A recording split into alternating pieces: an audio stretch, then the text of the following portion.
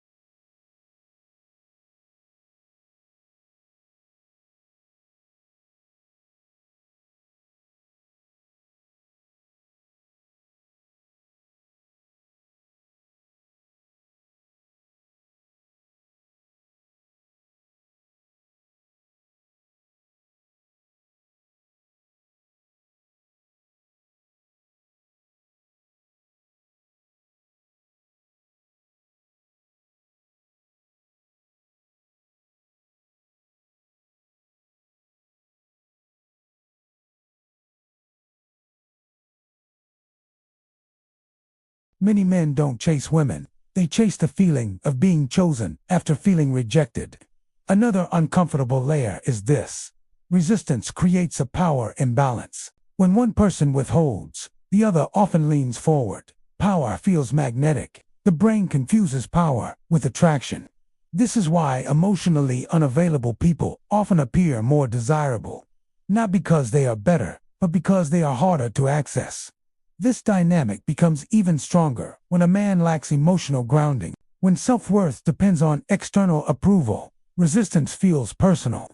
It activates childhood patterns of earning love rather than receiving it freely. In this state, no doesn't register as a clear message. It becomes an emotional puzzle begging to be solved. But true attraction doesn't confuse you. Real desire is consistent. It feels calm, not chaotic.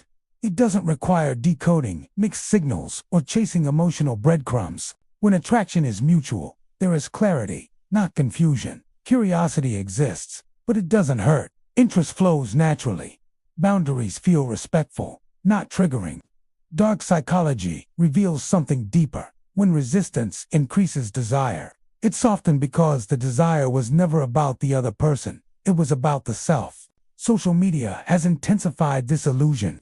Dating advice content often glorifies push-pull, playing hard to get, and psychological manipulation as attraction strategies. While these techniques can increase attention temporarily, they rarely create healthy bonds. They create emotional loops, not connection.